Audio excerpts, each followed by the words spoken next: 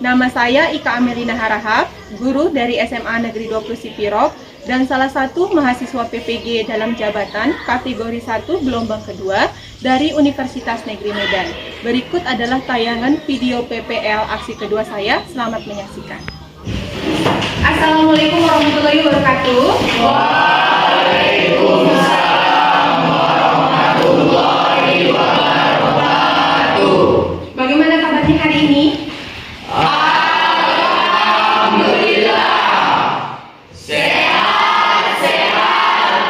Mantap. Alhamdulillah sehat semua dan semangat semua ya. Oke, sebelum kita memulai materi kita pada hari ini, langkah lebih baik kita berdoa dulu ya. Boleh Soleh? Pimpin dulu doanya. Sebelum kita memulai pelajaran kita pada pagi hari ini, ada baiknya kita berdoa menurut ajaran dan kepercayaan kita masing-masing. Berdoa dimulai. Bismillahirrahmanirrahim. Rabbi shrah li sadri wa yassir li amri wahlul 'uqdatam min lisani yafqahu qawli. Rabbana zidna ilma warzuqna fahma wa amalan sholihan wa ilman nafi'an. Walhamdulillahirabbil alamin. Terima kasih Soleh sudah memimpin doa kita pada pagi hari ini. Kemudian Ibu absen dulu ya. Kita lihat siapa yang tidak hadir. Bagaimana sholat Raja? Ada yang tidak hadir? Hadir semua. Pada pagi hari ini materi kita adalah tentang kelainan atau gangguan yang terjadi pada sistem pernapasan. Pernah nggak kalian berada di sekitar orang yang sedang merokok? Pernah. Kan sering ya. Jadi ketika kalian sedang berada di sekitar orang yang sedang merokok ini, kalian merasakan pusing nggak atau merasakan sesak nggak? Iya, merasakan sesak ya. Menurut kalian, kenapa hal itu bisa terjadi?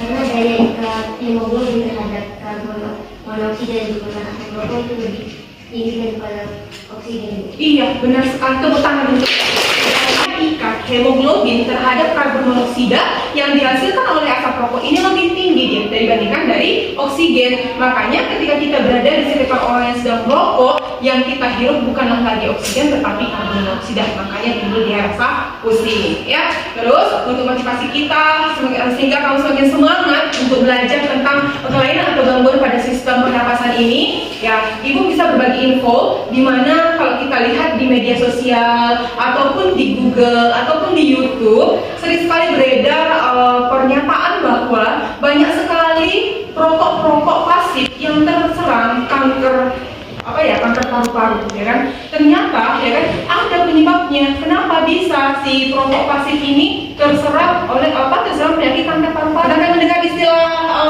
perokok pasif? Siapa yang tahu perokok pasif? Ya boleh, Ferdina.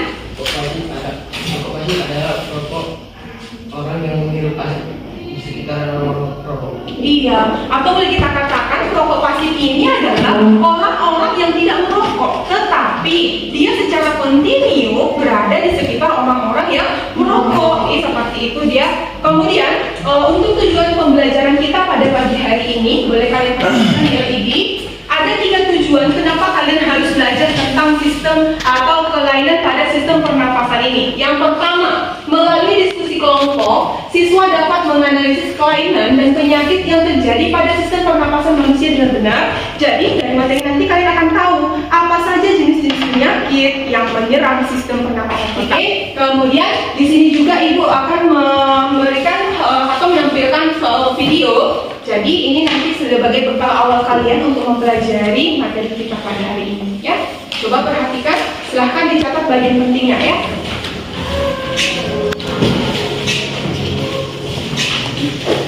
Terdapat beberapa kelainan dan penyakit pada sistem pernapasan manusia. Tentunya ada banyak, namun kita akan membahas beberapa kelainan dan penyakit pada sistem pernapasan manusia. Yang pertama adalah asma. Kamu pasti sudah familiar kan dengan istilah asma. Asma adalah penyakit yang terjadi karena penyempitan saluran pernapasan. Video pembelajaran kita sekilas tentang berbagai kelainan ataupun gangguan yang terjadi pada sistem pernapasan. Selanjutnya, setelah menonton video, otomatis kalian sudah mencatat bagian pentingnya ya. Siapa yang bisa menyampaikan hasil dari pengamatannya tentang video? Ya, boleh, Wani, silakan. Dari video tersebut dapat kita ketahui ada beberapa kelainan ataupun penyakit pada sistem pernapasan. Yang pertama ada asma. Asma yaitu penyempitan saluran pernapasan yang disebabkan alergi debu, pasir, ataupun serangga kecil. Yang kedua ada pneumonia, yaitu infeksi bakteri Piplococcus pneumoniae. Oke, terima kasih Wani, benar sekali. Dari video tersebut kita menyimpulkan bahwa pentingnya menjaga kesehatan sejak dini dan menjaga pola makan dan sering berolahraga. Karena penyakit yang mengenai paru-paru sangat berbahaya dan bisa merenggut nyawa. Iya, tepuk tangan dulu. Kita akan membentuk kelompok seperti yang sudah Ibu bagikan kemarin ya. Kalian boleh duduk sesuai dengan kelompoknya masing-masing, tetapi sebelumnya Ibu sampaikan bahwa materi atau bahan ajarnya boleh kalian download di grup kita, Ibu sudah yang ke sana. Boleh, silahkan berpindah tempat. Oke, coba perhatikan LED. Di LED sudah Ibu buatkan ada dua gambar ya, ada dua gambar dari paru-paru. Silahkan perhatikan. Setelah kamu amati, tentunya kamu akan melihat ada perbedaannya. Yang satu ada dia paru-paru yang sehat dan satunya lagi ada paru-paru yang terkena kanker ya. Kemudian di slide selanjutnya Ibu sudah buatkan ada masalah yang akan dibahas setiap kelompoknya. Yang pertama ada zat apa yang terdapat pada rokok sehingga mampu mengakibatkan kanker paru-paru. Kemudian yang kedua, apa yang menyebabkan seseorang mengidap TBC? Ya, itu masalahnya. Apa solusinya dari setiap permasalahan yang muncul ini? Ya, coba kita lihat kelompok 2.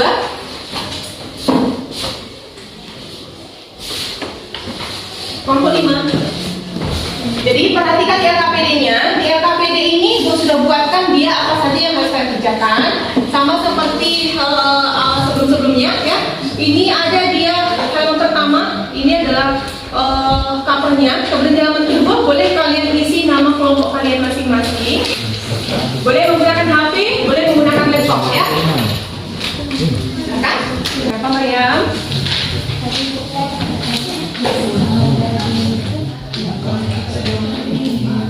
Iya, memang betul bukan pemicu, tetapi kira-kira ada nggak dampaknya? Ada kelompok kita, sudah selesai kan?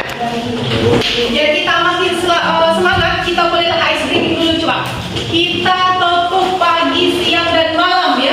Pagi, siang, malam ada tepuknya ya. Jadi kalau Ibu bilang pagi, kita tepuk 1 kali. Kalau Ibu bilang siang, kita tepuk 2 kali ya. Kalau Ibu bilang malam, setengah tepuk. Pagi.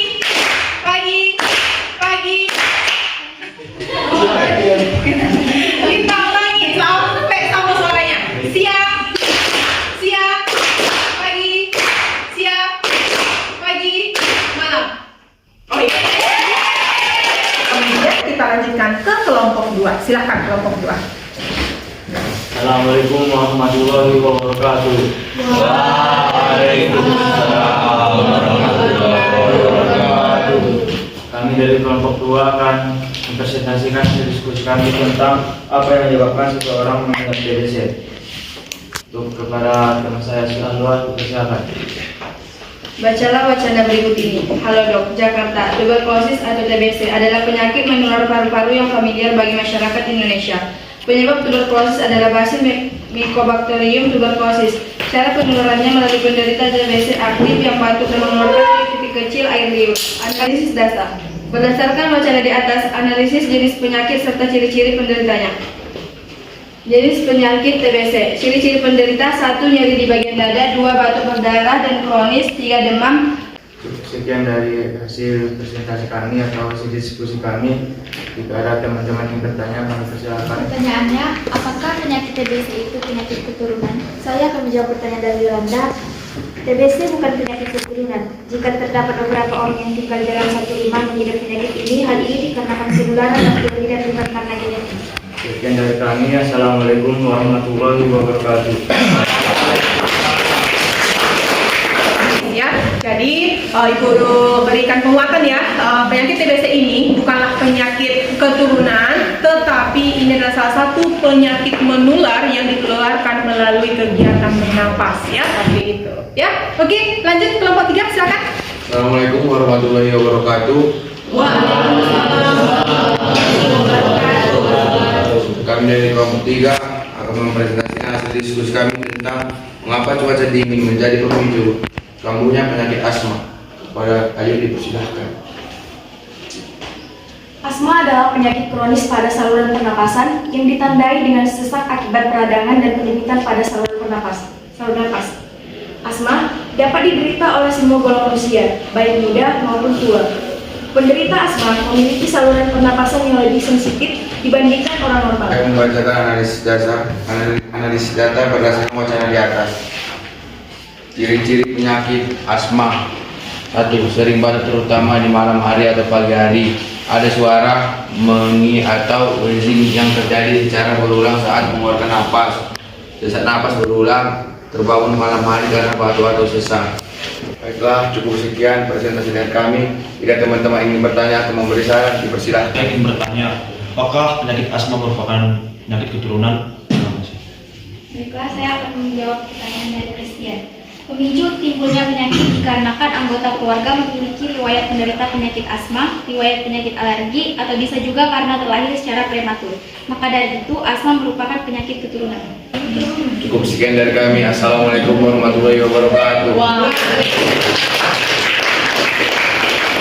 Kita ketahui bersama, penyakit asma itu memang benar adalah penyakit keturunan. Jadi ini diturunkan secara genetik ya. Bukan berarti kalau ada anggota keluarga kita sebelumnya terkena asma, semuanya terkena asma. Tidak. Artinya di keturunannya ada kemungkinan nanti mengidap penyakit asma. Selanjutnya Ibu mau ya beberapa orang menyampaikan kesimpulan dari materi kita secara keseluruhan. Ya, kesimpulan dari hasil diskusi. Kesimpulan dari pembelajaran hari ini adalah zat berbahaya yang terkandung dalam rokok. Yang pertama karbon monoksida, yang kedua nikotin, yang ketiga tar. Dari ketiga senyawa ini bisa menyebabkan penyakit kanker paru-paru. Iya, benar sekali. Tepuk tangan. Ada lagi yang bisa memberikan kesimpulan? Ya boleh, Sakila, silakan. Pada pembelajaran ini saya dapat menyimpulkan ada beberapa penyakit yang menyerang organ pernapasan.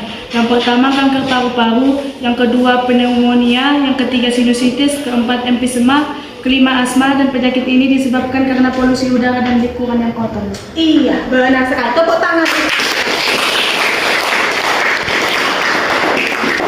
Ya, Ibu rangkum semua kesimpulan ya. Jadi untuk materi kita pada pagi hari ini, kesimpulan pertama adalah rokok bisa mengakibatkan kanker paru-paru dan gangguan pernapasan lainnya disebabkan oleh kandungan yang terdapat di dalamnya seperti nikotin, tar, dan karbon monoksida. Oke, selanjutnya seperti biasa setelah selesai kesimpulan kita evaluasi dulu sejauh mana pemahaman kalian tentang materi yang sudah kita pelajari pada pagi hari ini. Ibu kirimkan link soalnya, silahkan buka gadget ataupun laptopnya masing-masing. Sudah Ibu kirimkan linknya, silakan dikerjakan. Jangan bekerja sama ya, kerjakan sendiri-sendiri.